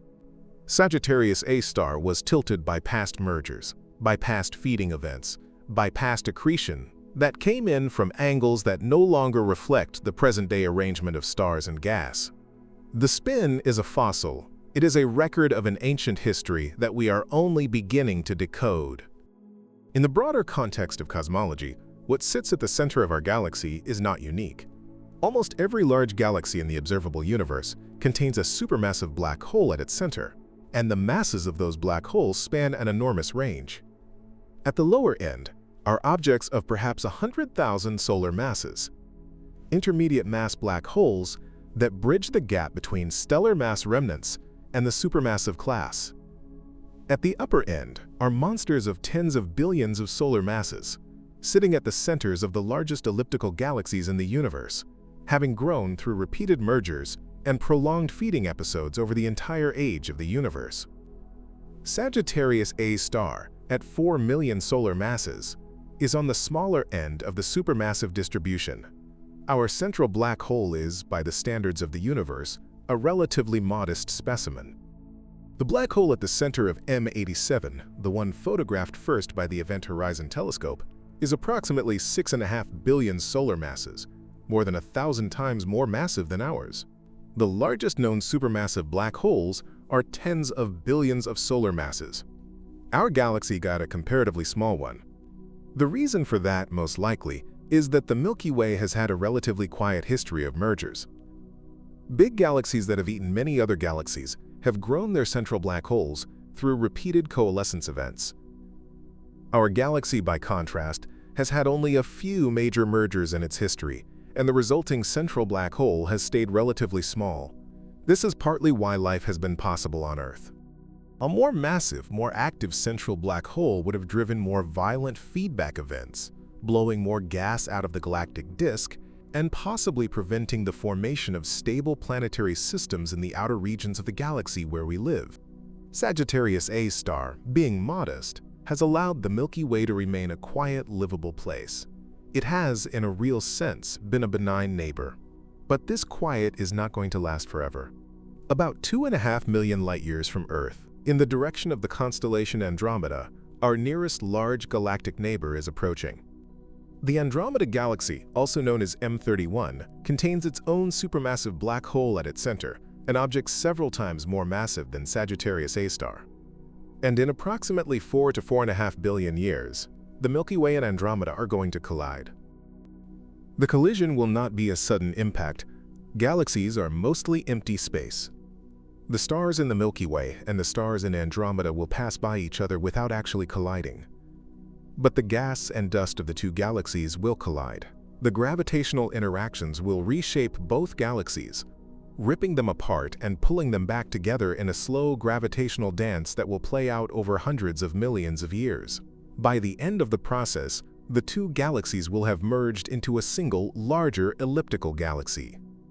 Astronomers have nicknamed the merged galaxy Milkomeda, and, at its center, will sit a new, larger supermassive black hole, the product of the merger of Sagittarius A star and the central black hole of Andromeda. The merger of those two black holes will release more energy in the form of gravitational waves than has been released in any single event in the history of our galactic neighborhood. The gravitational wave burst will propagate outward at the speed of light, carrying information about the merger to the rest of the universe. Any sufficiently advanced civilization within tens of millions of light-years will be able to detect it with their gravitational wave observatories. And the merged black hole sitting at the center of Milkomeda will be larger than either of its parents, will be tilted at yet another angle relative to the rest of the new galaxy, and will begin a new phase of its long evolution. We, of course, will not be there to witness any of this. Our Sun will have entered its red giant phase by the time the merger is fully underway, and the Earth, even if not consumed by the expanding Sun, will be uninhabitable. If any descendants of humanity are still alive at that point, they will be somewhere else, probably on planets orbiting other stars, watching from a distance as their home galaxy is rearranged. But the deeper point is this. The supermassive black hole at the center of our galaxy is on a collision course with another supermassive black hole. The two of them are going to merge. They are going to release one of the most violent events in the recent history of our cosmic neighborhood. And in doing so, they are going to demonstrate in real time that the central engines of galaxies are not eternal, isolated, unchanging features. They grow, they merge. They evolve, they have biographies. Sagittarius A star is approaching the end of its current chapter and the beginning of a new one. The galaxy it has anchored for 13 billion years will be transformed. And the black hole itself will gain mass, gain spin, gain a new history, and begin again. There is one more aspect of the galactic center that I want to discuss before we move on, and it concerns the very fabric of space-time in the immediate vicinity of Sagittarius A star. General relativity makes a number of remarkable predictions about what happens to clocks and observers in strong gravitational fields. Time slows down. Lengths contract. The geometry of space curves so severely that the straightforward intuitions of everyday life simply break down. Near the event horizon of a black hole, these effects become extreme. A clock placed close to the event horizon, when observed from a great distance, ticks more slowly than a clock far from the black hole. A signal sent from near the event horizon takes longer to reach a distant observer than the same signal sent from farther out. Light climbing out of the gravitational well of the black hole is redshifted, stretched to longer wavelengths, losing energy. All of these effects have been predicted, modeled, and now observed in the immediate environment of Sagittarius A star. The 2020 paper from the Gravity Collaboration that measured the relativistic precession of S2 also measured another effect, the gravitational redshift of light emitted by S2 at its closest approach to the black hole. As S2 passed near the central engine, the light it emitted had to climb out of the deep gravitational well, losing energy in the process. The wavelengths shifted toward the red. The amount of the shift matched Einstein's prediction precisely. This was the first direct test of gravitational redshift in the field of a supermassive black hole. It is one of the most extreme tests of general relativity ever performed, in the strongest gravitational field ever probed by such a measurement. And the theory passed. Einstein's equations describe what happens near Sagittarius A star with exquisite accuracy. The space and time around our central black hole behaves exactly as the mathematics says it should, and what the mathematics says when you push it to its limits is unsettling. Inside the event horizon of a black hole, according to the standard interpretation of general relativity, there is a singularity, a point of infinite density, infinite curvature, where the laws of physics as we currently understand them break down. The singularity is not a place in space in the ordinary sense. It is a moment in time, an inevitable future for anything that crosses the event horizon. Once you are inside, you cannot avoid the singularity any more than you can avoid tomorrow. The geometry of spacetime inside the horizon is structured such that all time-like paths lead inward, toward the singularity in finite proper time. There is no escape. There is no way out. And what happens at the singularity itself is not described by any theory we currently possess. General relativity says there should be infinite density and infinite curvature, but physicists do not believe in infinities. Infinities in a physical theory are usually signs that the theory has been pushed beyond its domain of validity. To describe what actually happens at the center of a black hole, we would need a quantum theory of gravity, a unification of general relativity with quantum mechanics, and we do not yet have one. String theory offers candidate descriptions. Loop quantum gravity offers candidate descriptions. Various other approaches have been proposed. None of them have been experimentally verified. And so, in a very real sense, we do not know what is at the center of Sagittarius A star. We know the boundary, we know the shadow, we know the gravitational field. But the deepest interior is, by the nature of black holes, hidden from us forever. We can write down equations about it. We cannot test those equations against observation. There is a region inside the event horizon of the black hole at the center of our galaxy where the laws of physics, as we currently formulate them, do not work, and where we will never be able to look. It sits there, 26,000 light-years away, doing whatever it does, and we have no way to verify what it is doing. This fact is sometimes glossed over in popular discussions of black holes. It deserves more emphasis. The center of our galaxy contains a region of space that is, by the laws of physics as we currently understand them, fundamentally unknowable to us. Not unknowable because it is far away. Not unknowable because the instruments to study it have not been invented. Unknowable because the geometry of spacetime itself prevents any information from ever reaching us from inside. Whatever exists inside the event horizon of Sagittarius A star, whatever sits at its core, has been there for as long as the black hole has existed, possibly for the entire age of the universe, and we will never know what it is. We can argue about it, we can model it, we can speculate, but we cannot observe it. It is a permanent hidden room in the center of our home, and the door to it can only be opened in one direction. You can go in, you can never come back out. And here is where the story brushes against a question that astrophysicists have begun to take seriously in recent years, even though it sounds, on first hearing, like science fiction. Is it possible that information that falls into a black hole is not entirely lost? This question, called the information paradox, has been at the center of a major debate in theoretical physics for nearly 50 years. The paradox arises because quantum mechanics, in its standard formulation, says that information cannot be destroyed. The complete quantum state of a system, in principle, contains all the information needed to reconstruct that system's past. But when matter falls into a black hole, and the black hole eventually evaporates through Hawking radiation, it appears that the information about what fell in is destroyed. The outgoing radiation looks thermal, structureless, carrying no recoverable memory of the infalling matter. This contradicts a fundamental principle of quantum mechanics, and it has driven decades of theoretical work aimed at resolving the contradiction. In recent years, a series of breakthroughs, most notably the work of Andrew Strominger, Kamran Vafa, Stephen Hawking himself in his final years, and a younger generation of researchers including Ahmed Almhiri, Don Page, Jeff Pennington, and others, has begun to suggest that information may in fact be preserved. The mechanism involves subtle quantum effects at the event horizon, and it implies that black holes are not the perfect information shredders that the classical picture suggested. The information about everything that has ever fallen into Sagittarius A star, every star it has consumed, every gas cloud it has eaten, every photon it has absorbed, may be encoded in some form on or near its event horizon, available, in principle, to a sufficiently advanced future civilization that could decode the patterns in its Hawking radiation.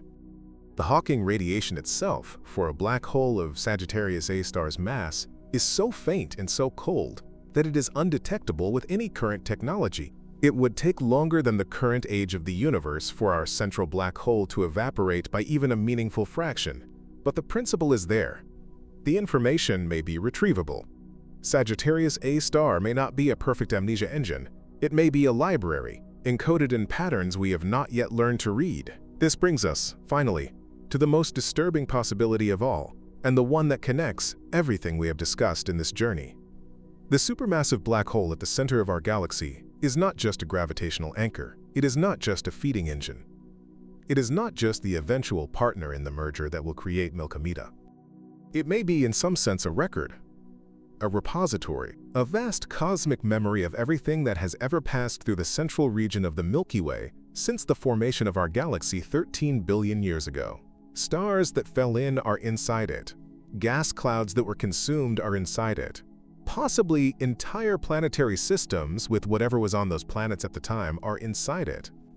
If life ever arose in the inner regions of our galaxy in the deep past, if civilizations ever evolved on worlds that have since been disrupted and consumed by the central engine, then the information about those civilizations is, in principle, still there, locked behind the event horizon, encoded in patterns we cannot yet read, waiting to be retrieved by someone, sometime, billions or trillions of years from now, who has figured out how to decode the quantum information in Hawking radiation. We do not know if any such civilizations existed. We may never know. But if they did, the center of our galaxy is, in a strange and literal sense, the place where they went. It is the final repository of every story that has ever been told in the inner regions of the Milky Way. And our central black hole, whatever it really is the keeper of that record. When you walk outside tonight and look up at the southern sky, and you find the dense band of the Milky Way arcing across the darkness, and you trace it down toward the horizon, toward the constellation Sagittarius, you are looking at the wall that hides our central engine. You are looking at the curtain. Behind that curtain, 26,000 light-years away, the heart of our galaxy is doing things we cannot fully understand. It is flaring. It is humming with magnetic energy. It is throwing out the highest energy particles in our cosmic neighborhood. It is bathed in a dense fog of dark matter that may or may not be slowly converting itself into gamma rays. It is surrounded by a population of stars that should not exist, by gas clouds that should not survive, by a hidden swarm of stellar mass black holes waiting for their turn to fall in. And at the very center of it all, behind an event horizon that no light can cross, sits the singularity, or whatever stands in for the singularity in the true quantum theory of gravity that we have not yet discovered. A point, or perhaps not a point at all, around which everything we have ever known has been turning, slowly, patiently, for the entire life of our sun. The thing at the center of our galaxy is not just a black hole. It is the most extreme object that affects our daily existence. It is the most distant gravitational force that still pulls on the planet under your feet. It is the anchor of every clock, the center of every orbit, the patient gravitational hand that has held our galaxy together for 13 billion years. And it is hiding things from us. It is hiding the deep history of our galactic core. It is hiding whatever exists inside its event horizon. It is hiding the answer to questions about quantum gravity and dark matter, and the nature of space-time itself. And it will keep hiding them. Until our instruments improve, until our theories sharpen, Until the next generation of telescopes is built and turned toward the southern sky and pointed at the bright, dust-shrouded glow at the center of the Milky Way, and the next layer of the secret is peeled back. The instruments that will do that peeling back are already in development. The Event Horizon Telescope, which produced the first image of Sagittarius A star in 2022, is being expanded into what is called the Next Generation Event Horizon Telescope. The plan is to add more radio dishes to the existing array, to observe at higher frequencies, and to extend the resolution by a factor of several. The current image of Sagittarius A star is essentially a single snapshot, blurred by the rapid variability of the source. The next generation array will be able to produce movies, time-resolved sequences showing the hotspots orbiting the black hole in real time, the flares erupting and fading, the magnetic field structures shifting and reconnecting. We will watch the central engine in motion. We will see the accretion flow as a dynamic system, not as a frozen still life. And in those movies, hidden in the patterns of motion, we will look for the signatures of all the things we currently suspect, but cannot prove. The signature of a possible second compact object orbiting Sagittarius A star. The signature of dark matter annihilation in the central spike. The signature of deviations from a pure Kerr black hole. The signature, if any exists, of whatever it is that quantum gravity does at the boundary of an event horizon. In space, a different kind of observatory is being prepared, one that will not see Sagittarius A star directly, but will hear it. The Laser Interferometer Space Antenna, planned for launch in the mid-2030s, is a constellation of 3 spacecraft separated by millions of kilometers, designed to detect gravitational waves at frequencies far below what ground-based detectors can reach. It will be exquisitely sensitive to the gravitational signatures of supermassive black holes spiraling toward merger, of stellar mass black holes plunging into supermassive black holes, of all the slow gravitational dances that play out around objects like Sagittarius A star. If a second compact object really is orbiting our central engine, the space-based detector should hear it. If stellar mass remnants from the hidden swarm we have inferred are spiraling inward toward the central black hole, the detector should hear those events too. And in the longer term, when the Milky Way and Andromeda begin their spiral, future versions of such detectors will hear the gravitational thunder of Sagittarius A star approaching its merger partner billions of years in advance, the rumble building slowly across cosmic time until the final crescendo, when 2 of the most massive objects in our local universe complete the longest courtship in galactic history and merge into one. Closer to the present, an array of large optical and infrared telescopes is coming online over the next decade.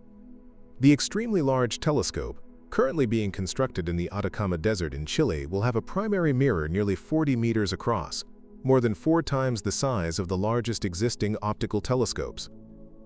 When it is completed, it will be able to resolve features in the central parsec of our galaxy with a sharpness that no previous instrument has approached.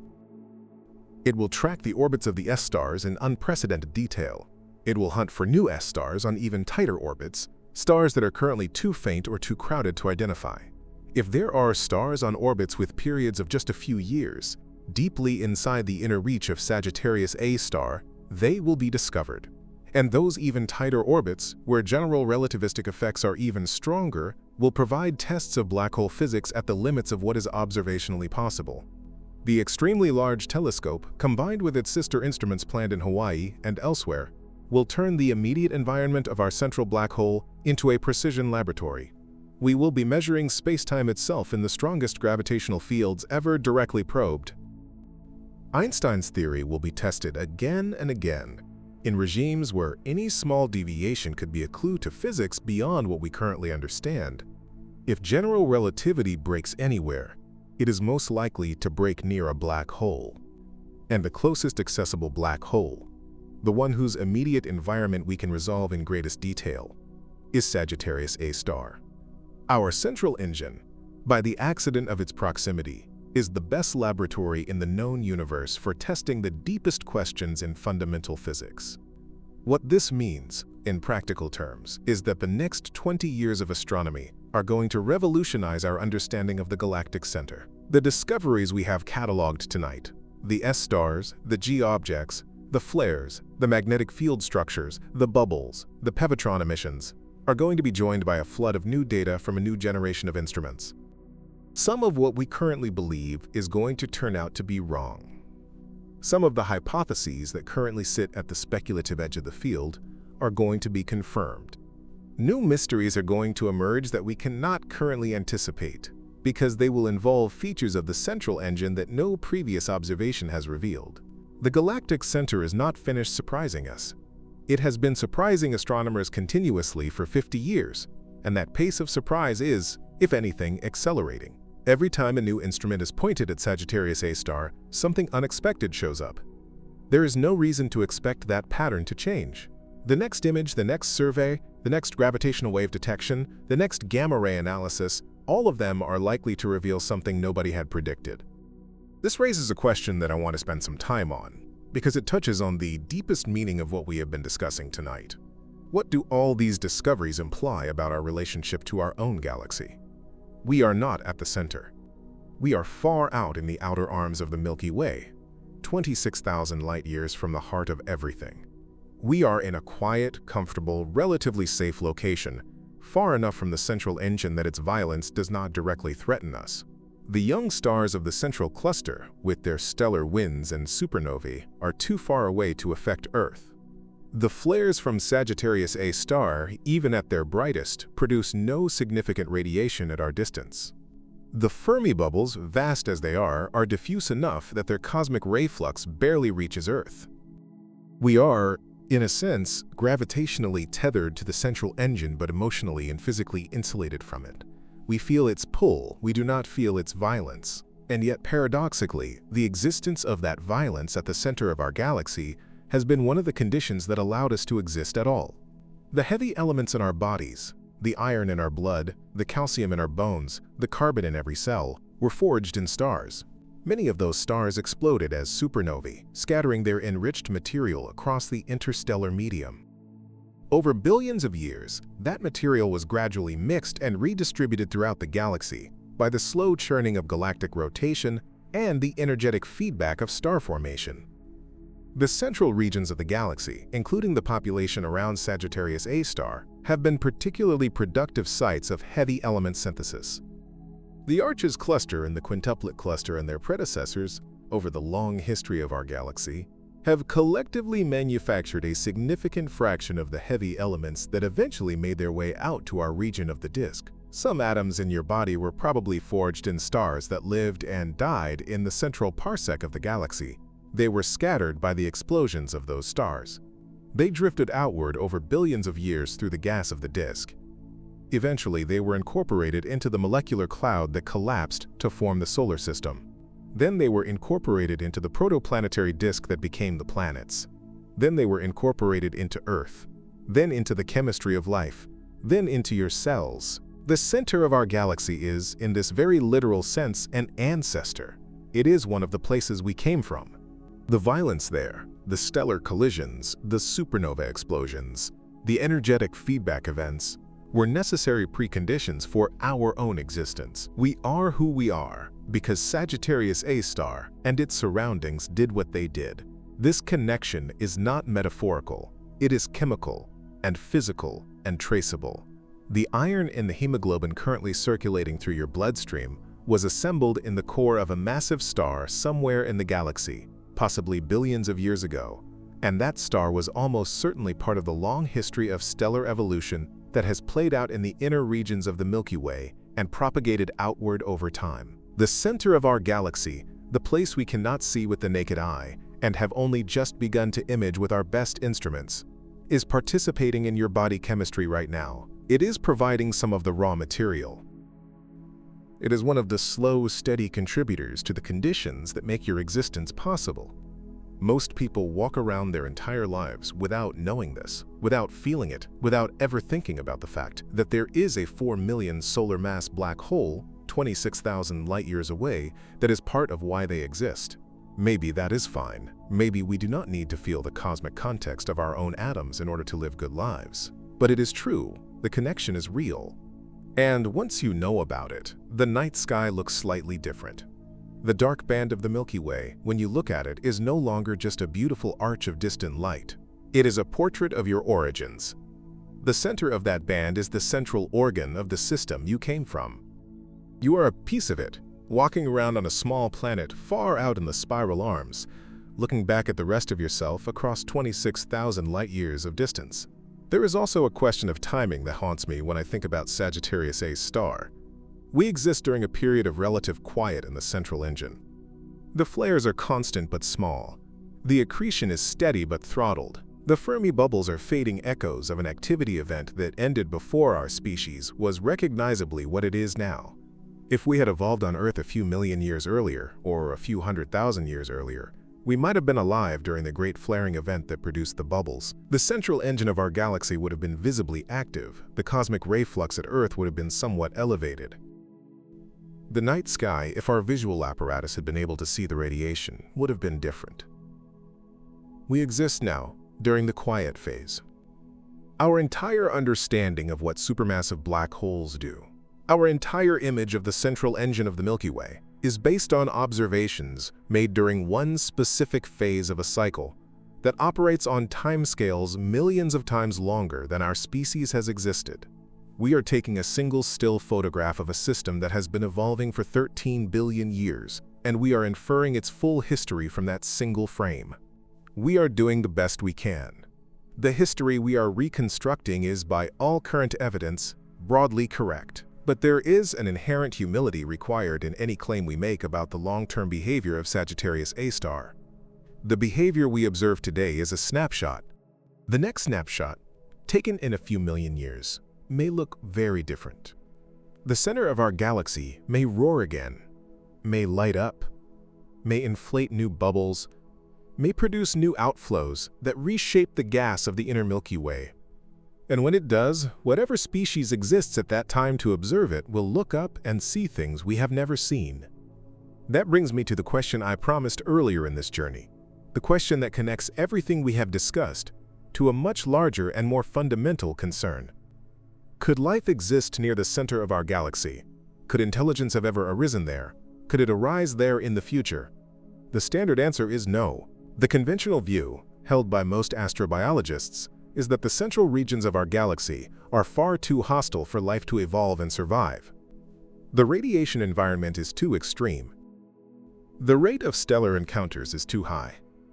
Any planetary system in the inner parsec would be repeatedly disturbed by passing stars on timescales of hundreds of thousands or millions of years. With planets ejected, asteroid belts destabilized, and atmospheres stripped by the energetic events that punctuate the central environment. Even outside the immediate inner parsec, in the central few hundred light-years, conditions are challenging. The bulge of the galaxy is more crowded, hotter, and more radiation-rich than the outer regions where we live. Most astrobiologists conclude that life, if it exists in our galaxy at all, is concentrated in the disk, far from the central engine, in regions broadly similar to our own location. But that conventional view has been challenged in recent years.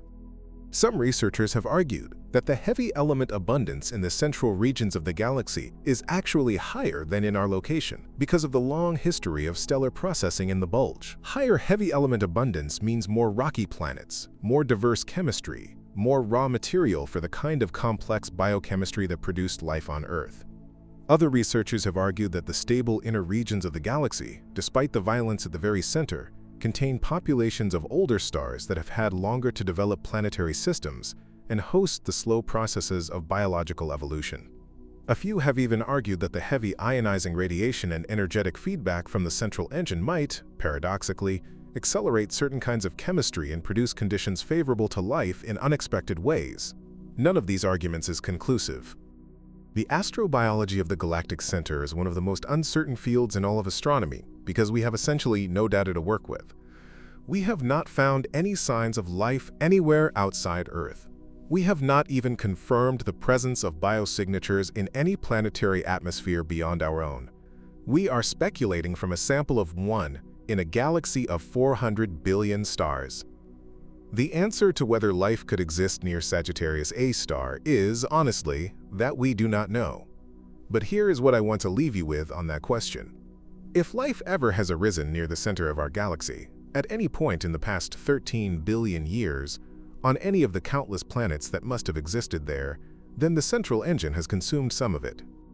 Worlds that were once orbiting stars in the inner parsec, worlds that may have had oceans and atmospheres and even biology, have been disrupted and absorbed by Sagittarius A star over the long history of the Milky Way. Whatever was on those worlds is gone. Whatever was thinking, whatever was building, whatever was looking up at the same Milky Way we look up at now, has been digested by the central engine. Their stories ended at the event horizon. Their material is inside Sagittarius A star, encoded in whatever pattern survives the descent across the horizon, available in principle to any far future intelligence that learns to decode Hawking radiation, but available in practice to no one.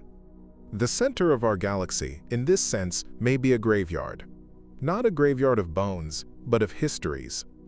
A repository of every chapter that played out within reach of its gravity and was eventually drawn in. We do not know if there are such chapters. We may never know, but the possibility is there, encoded in the same physics that tells us the black hole exists in the first place. The same gravitational equations that explain the orbit of S2 also imply that anything massive enough to fall into Sagittarius A star, at any point in its long history, has fallen in and stays in. The black hole at the center of the Milky Way has been collecting the destinies of objects in its vicinity since the universe was very young. And we are still here, far from it, looking back, trying to understand what it has collected. This is the closest thing to a haunted house that physics provides. Not haunted by ghosts. Haunted by the implacable mathematics of gravitational collapse. Haunted by the fact that, given enough time, given enough gravitational influence, given enough opportunities for material to fall in, the central engine consumes whatever comes within its reach, and it has been reaching for 13 billion years. There is no telling how much it is consumed. There is no way to know what was lost. We can only observe what remains. We can only watch the present-day flares and the present-day stars and the present-day gas dynamics, and we can only infer from those observations the long history that produced them. The history itself is mostly invisible, mostly inside, mostly behind an event horizon that cannot be crossed in the direction we would need.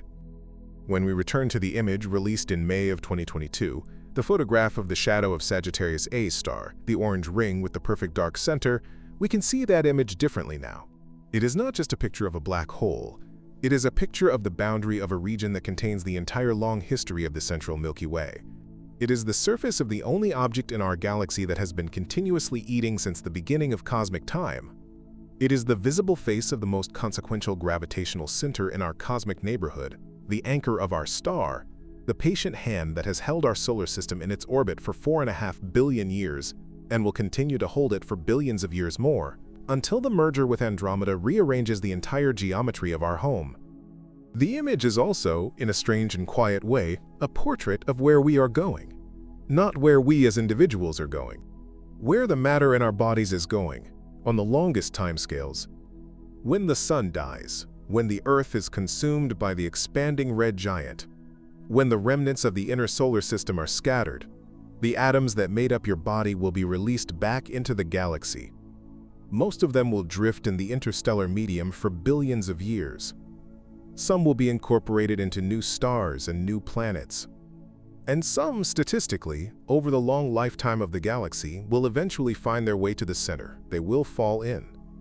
They will cross the event horizon of Sagittarius A star, or whatever has succeeded it after the merger with Andromeda, and they will be added to the long collection of histories inside. Your atoms, on the longest cosmic timescales, may end up there. Not all of them. Most will be elsewhere. But some of you, on the deepest scales of time, is bound for the central engine of the galaxy. This is not a depressing thought. Or perhaps it is. It depends on how you hold it. The center of our galaxy is the final accumulation point for everything that does not escape. It is the gravitational sink for the inner regions of the system. It is, in the long run, where things end up.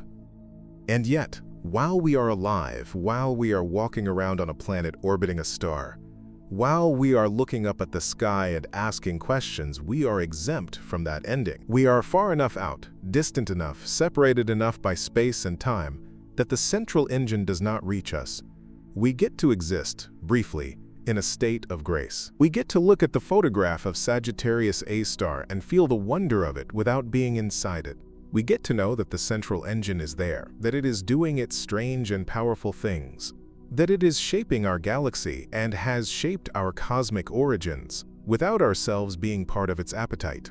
We are temporary guests in a cosmic theater, whose main feature is the slow, patient consumption at the center of every galaxy. We have been given a short window in which to look back, to study, to understand, to feel awe. What you have seen tonight. The strangeness of Sagittarius A star, the silence of the central engine, the violence of the past, the surprises of the present, the questions that remain unanswered, is the current state of our understanding. It will change. It is already changing. By the time the next major image of Sagittarius A star is published, by the time the next generation of instruments comes online, the story will have new chapters. The discoveries we currently consider settled will be refined. The hypotheses we currently consider speculative will be tested. New mysteries will arise that we cannot foresee. This is the nature of science when applied to the most extreme environments in nature. The frontier keeps moving. The shadow keeps yielding new details. The questions keep deepening.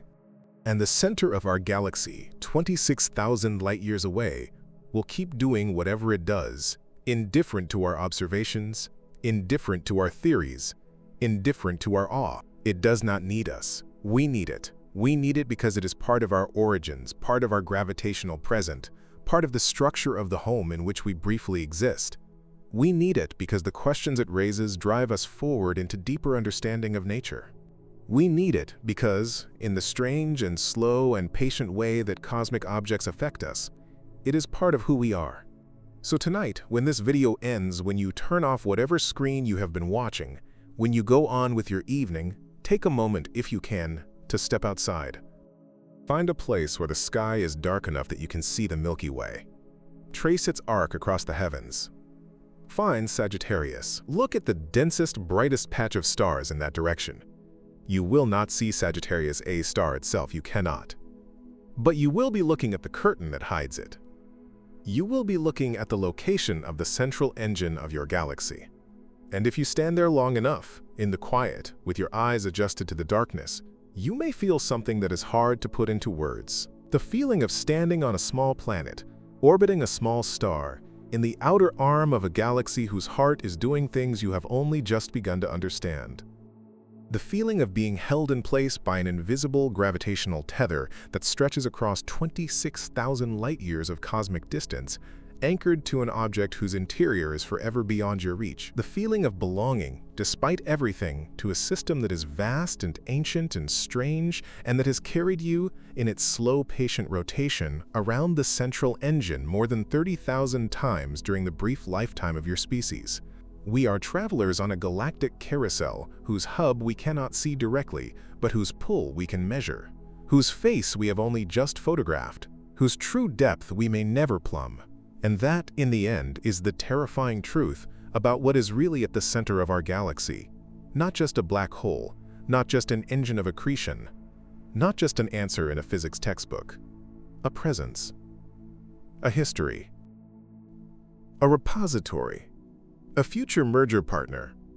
A gravitational anchor for everything we know, and a permanent veil over questions we cannot yet ask in the right way, let alone answer. If you enjoyed this journey into the strangest and most consequential object in our galaxy, take a moment to like this video and subscribe to Hidden Beyond Stars. The channel grows because of viewers like you, and every like and every subscription is what makes the next investigation possible. Tell me in the comments what surprised you most tonight. Was it the flares we cannot yet explain? The G objects that should have been destroyed but were not? The possibility that a second compact object hides in the gravitational shadow of Sagittarius A star? Or the quieter, deeper realization that the atoms in your body are gravitationally connected to a 4 million solar mass black hole 26,000 light-years away, and that some of those atoms, on the longest cosmic timescales, may someday make the journey to its event horizon? And tell me where you want this channel to go next. There are other monsters in the galaxy. There are other mysteries waiting to be opened. There are stranger places still, farther from home, where the laws of physics are tested in ways even Sagittarius. A star cannot test them. We will visit them together, on future nights, in future investigations, as long as you are willing to come along. Thank you for spending this time at the center of our galaxy. The Milky Way is still spinning. Sagittarius A star is still glowing faintly in the dust-shrouded distance. The next discovery is already being made by someone, somewhere, in a control room, or a data archive, or an observatory on top of a mountain. We will be here to hear about it. We will be here to tell the story when it arrives. Until then, look up when you can. Breathe deeply, and remember that you are part of something larger than the small planet under your feet. The center of the galaxy is doing what it does. And you, brief and luminous and conscious, are the part of the galaxy that gets to know about it.